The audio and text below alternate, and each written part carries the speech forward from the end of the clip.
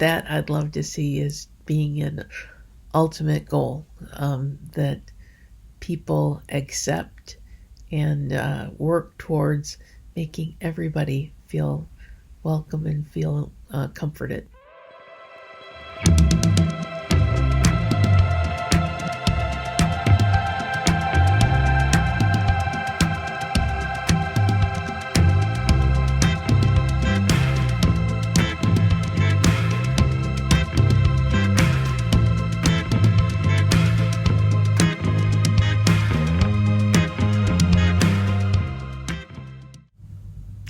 Hi, it's Nani, and welcome to the Chronicles of Nani. Yes, it is 2021 now. Yay! Or at least I hope yay. The coffee mug today is whatever it takes. This was a Successories mug in 1993, which is when the mug was bought. Today's coffee, by the way, is Javalia Signature Blend, made in the Keurig maker. Drinking it black today. The truth is, I actually do like coffee not just for the caffeine, but for the taste of coffee. So there are a lot of coffees that I prefer. Just give me the black coffee so I can taste the flavor of the coffee. And then every now and then, have to have my latte. So I have to have a little bit of fat-free milk to make the latte. On the beginning of 2021 front, I do have half good news so far. And that half good news is that my doctor in Cleveland, my MS neurologist, I actually got a letter back in general that everybody at the Mellon Center in Cleveland with MS, whether or not you're taking an MS treatment, is encouraged to get the COVID vaccine as soon as you are eligible. So that was good news, because I was worried that if you have an autoimmune disease, and I actually have two, because the hypothyroidism is also an autoimmune disease. And my doctor had suggested get an okay from your neurologist, and she'd done some research in that for me and said it looks like you're probably okay, especially because you're not taking a medication for MS right now. But she said get an okay from your neurologist. Also call your endocrinologist, and that I'm sure is not going to be a problem, but make sure that the medication that you're taking for the hypothyroidism is also not going to interact with the COVID vaccine, and then I can get the COVID vaccine. My neurologist said, yes, go for it. Please go for that. And I'm waiting to hear back from my endocrinologist.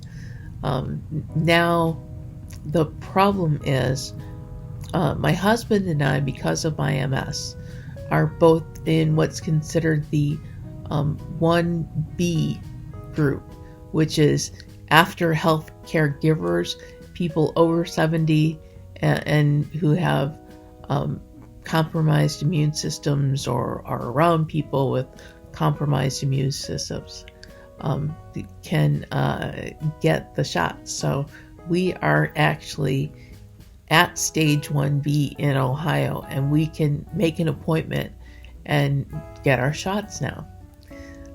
What I am hoping is that very soon doctors will be able to give the shots, and my doctor who visits can bring the shot in and give me the first shot, and then the second shot a couple weeks later, or however later it needs to wait, and she can come and do that at my own home. Because the current weather forecast is we're not expected to have a day above freezing for probably about a month, which does mean that before I leave the house to go get a COVID shot, it would be actually living in the house and not leaving the house for a year, because it's about the first, maybe the beginning of the second week, just before everybody else started freaking out and battening down the hatches, that my doctor told me, yeah, don't leave the house. So I'm almost at the point where I can say that I've been on lockdown for a year. And that would be like my big accomplishment from last year. So I'm actually, in a weird way, kind of looking forward to being able to say, yep, I made it a year and all is good. But the other thing is, if it's that cold, I'm not leaving the house. I'm fine with being quarantined.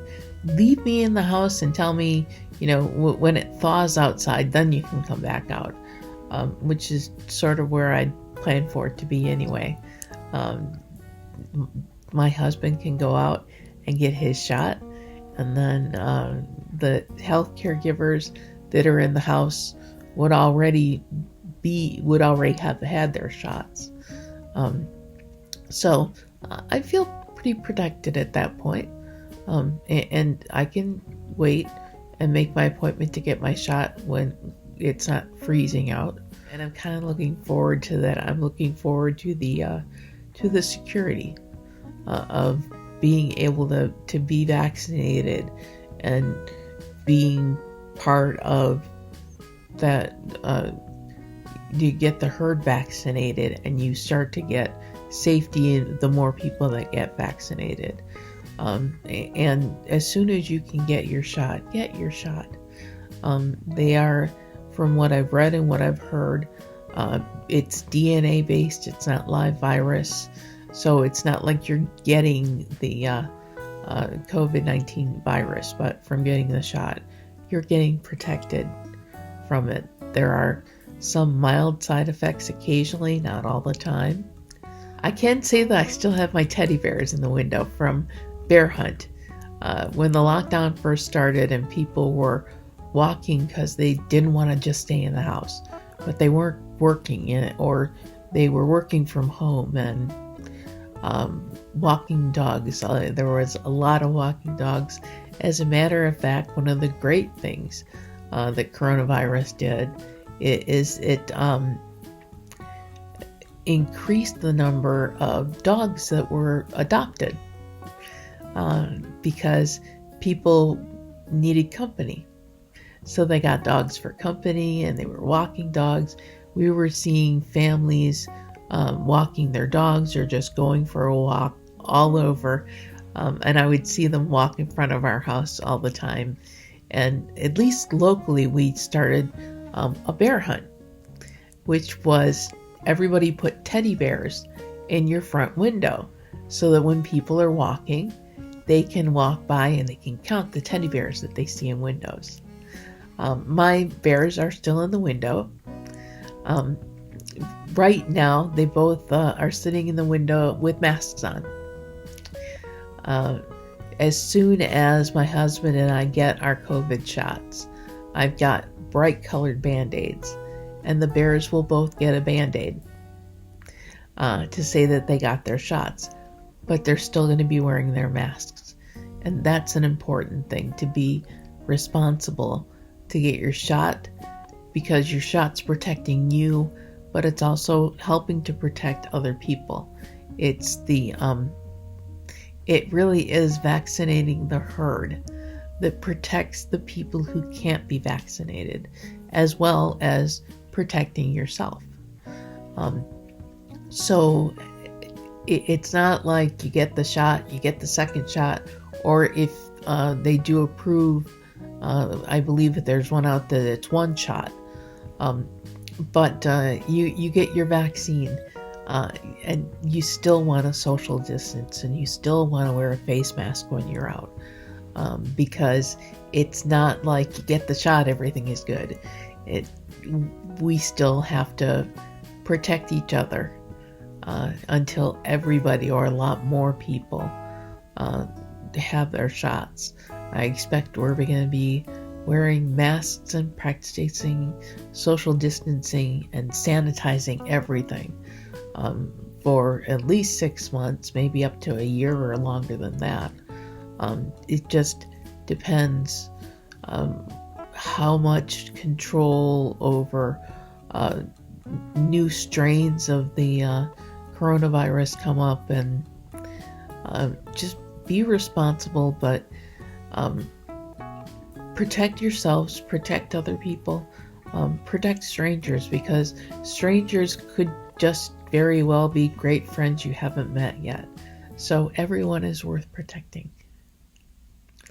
Usually at the beginning of the year is when I do my goals and projects for the year. I don't do resolutions. Resolutions are an excuse to say I'm trying to do something, but it failed. People that say I'm going to be healthier, and then you eat a truffle and I ate a truffle, I'm not eating healthy anymore. And so the resolution is broken and you don't have to do it anymore. Or I'm going to quit smoking this year. And a week in, you light up and have another cigarette and you say, okay, I tried, I failed. The resolutions are too easy to say, you break it once and then you're done. So I prefer to call them goals and projects. And I will set myself a goal or a project that I'm going to work on to better myself, to achieve something that I really want to achieve. This year, I don't so much want to do personal goals. I do have my personal goals, but I'd really love to see goals for the country, for the world. 2020 actually taught us a lot of things. There were some valuable things that we learned from being in the lockdown, and when you don't have a choice and you're stuck at home and you start to pay attention to what's going on around the world. One of the most important things that I think, and I thought it was beautiful, the reason why not so beautiful, but it was beautiful to see people getting together. The Black Lives Matter protests, the reason that they were necessary is deplorable. That there are people in uniform that are meant to protect and serve us have fears of their own that they're carrying into their job, and it's affecting how well they do their job, because instead of protecting people, they're harming people based on their own fears.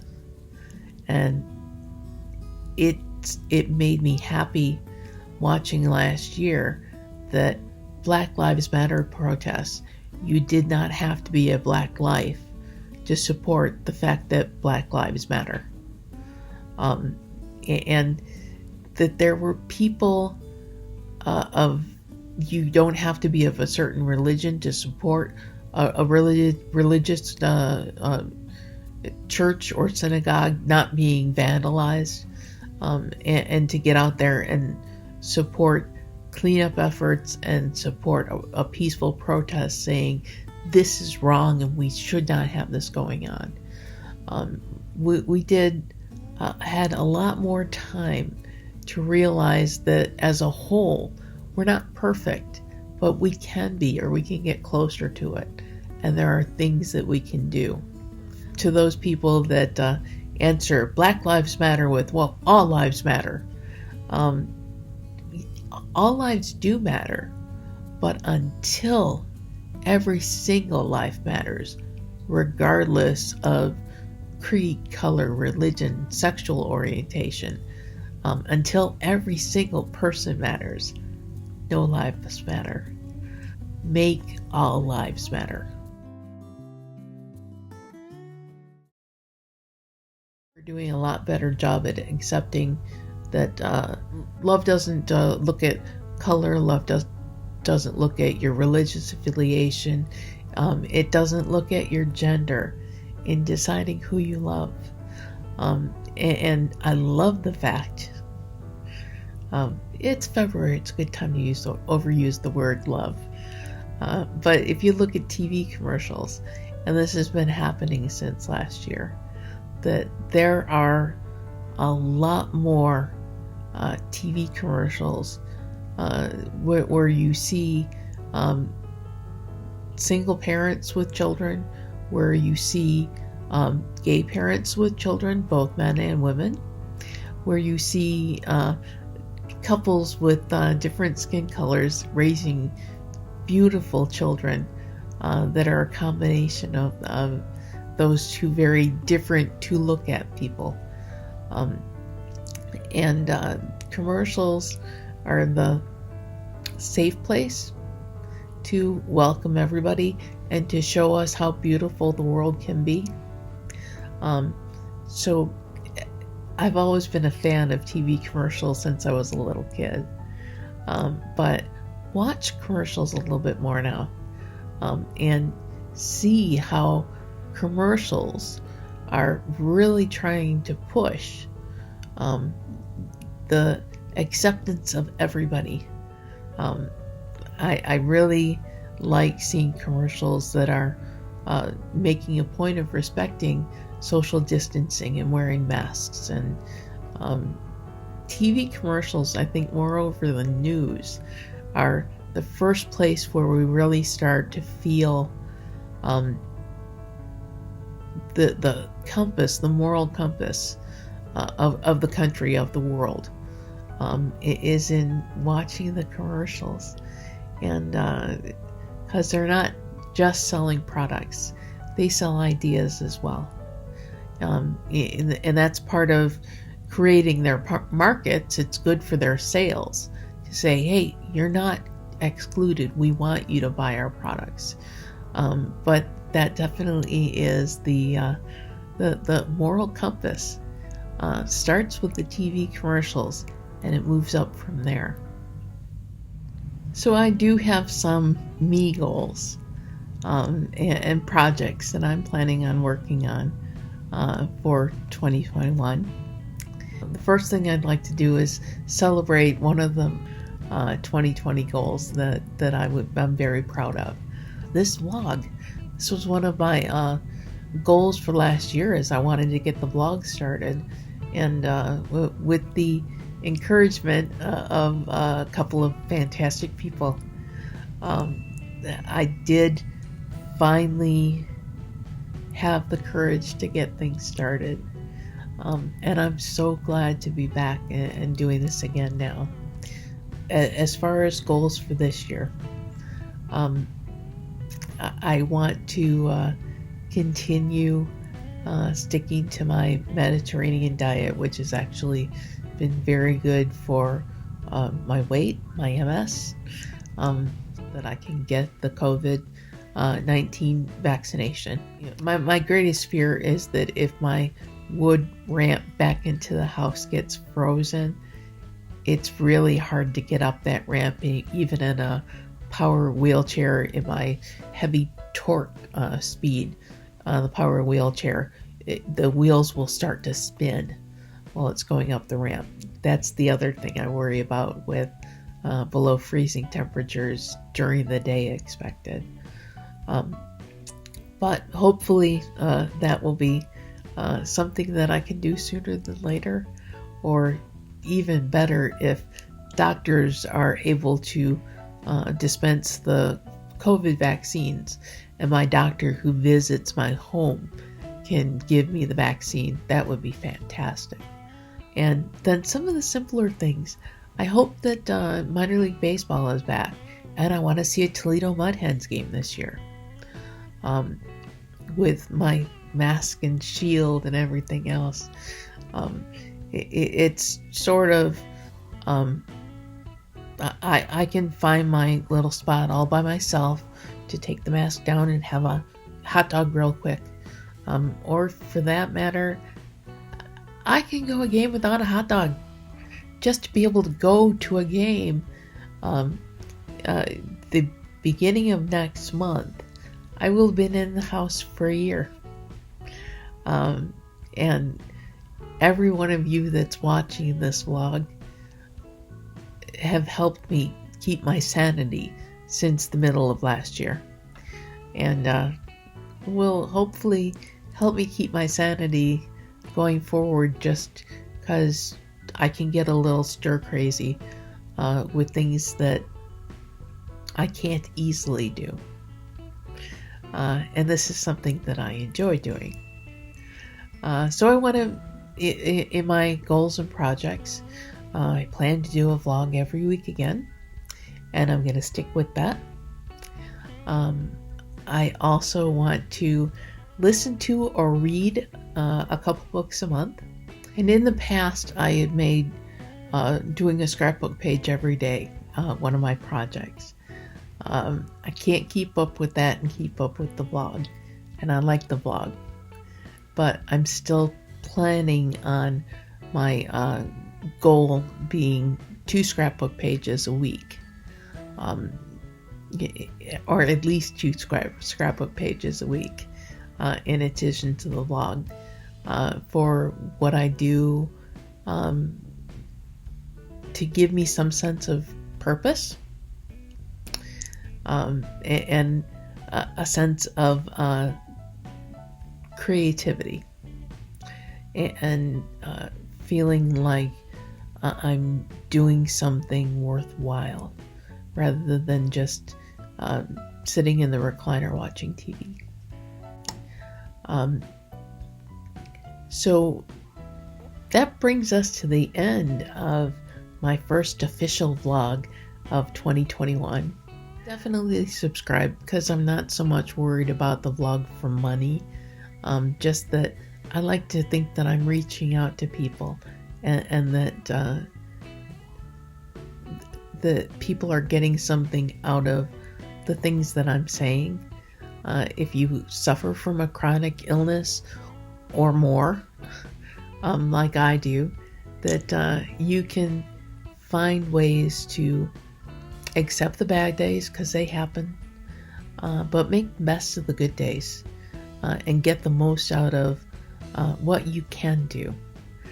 And also, if you have a family member or care for somebody who's got a chronic illness, to help you to understand what's going on in their psyches that make it a good day or a bad day, and what's going on physically that can make it a good day or a bad day, and that makes you a little more knowledgeable caregiver, and it can make you more comforting family or friend of that person too. And at that point, a chronic illness does not make you any different than anybody else in the world. And that I'd love to see as being an ultimate goal, that people accept and work towards making everybody feel welcome and feel comforted. So I'll stop now, because I think those of you, the at least 24 of you that watch on a regular basis, know I can talk and talk and talk and talk. But for now, I'll talk and talk and talk some more next week. And I will see you next week for coffee. If you catch this vlog on YouTube at 8 o'clock on Friday morning when it debuts, I'm watching too, and we can talk while you're watching and have coffee together. Or we can have coffee together, virtual coffee, anytime that you get a chance to watch the vlog. And I hope you do keep watching, and I hope that you enjoy it. Have a fantastic week.